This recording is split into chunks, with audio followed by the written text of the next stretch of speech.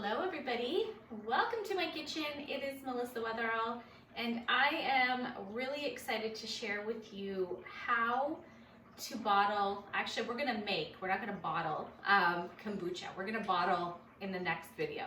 This is what I do in order to make kombucha. So kombucha is a fermented tea. Generally it's a black tea, depends on what type you make, but it's really important to know that whatever you start with, you need to continue with, because otherwise you may make your SCOBY a little unhappy. And so what your SCOBY, I'm going to show you what a SCOBY looks like. A SCOBY is a symbiotic bacteria culture, basically, culture of bacteria. So symbiotic culture of bacteria is the name of SCOBY. Or the definition of SCOBY. And SCOBY is what you need in order to brew your kombucha. And as you can see, I have a lot of them in this jar. I've been brewing for a long time, and I really love doing this because it's really good for my gut health. It is fermented, which means it's going to help with any good bacteria in my gut.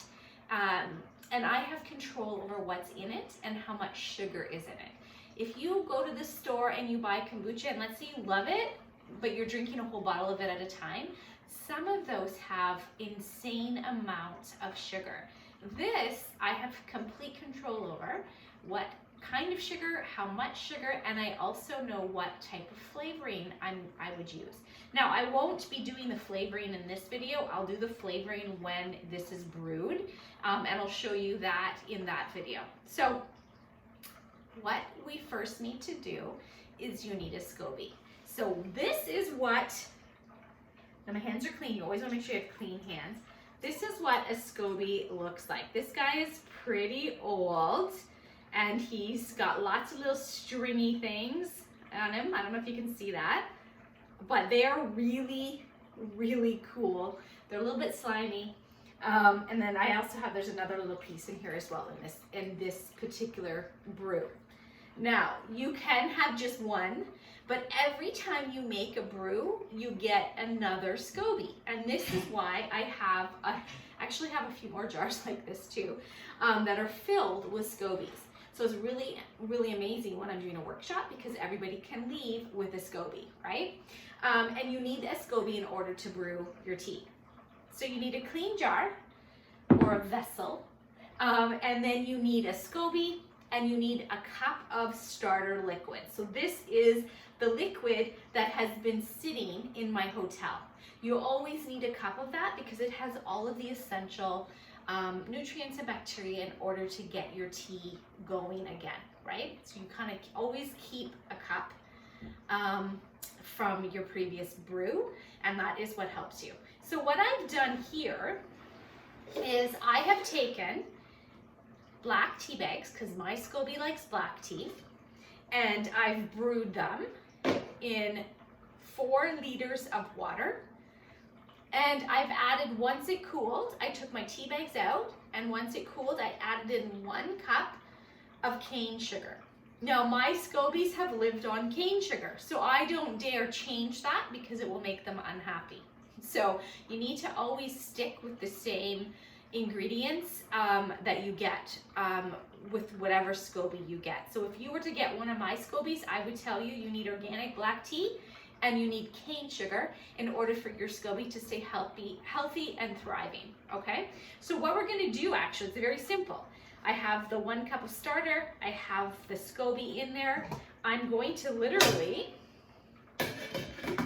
pour my cooled brewed tea into my clean jar, and then this is all I need to do to get this brew started so that it can make me a batch of kombucha. That's it. Easy. Now you want to make sure it can breathe.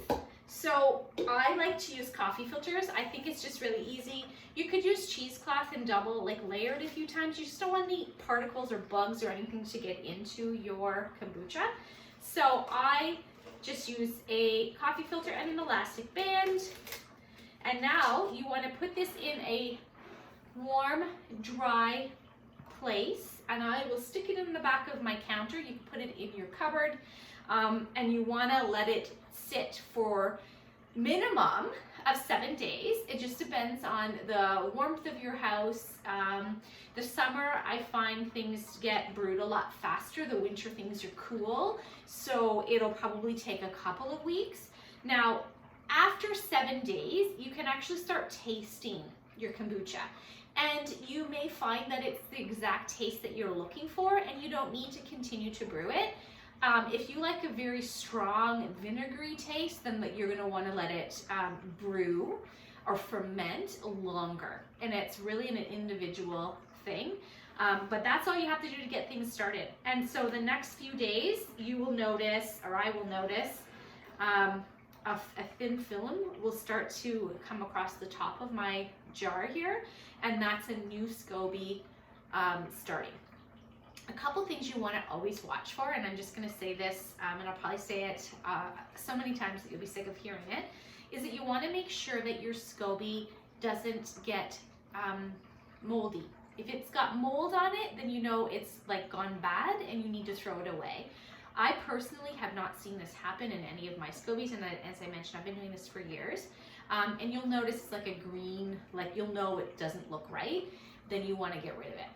You will notice little weird crater type marks and different things, and as long as it looks healthy and it doesn't have a weird smell, it's just the way your SCOBY is forming, and it's completely okay. It might be pretty thin as it starts to form, but the longer it sits, it can actually get quite thick. So that's just a little bit of knowledge to have going forward in your brewing practice. And if you're not sure, it's always great to reach out and ask.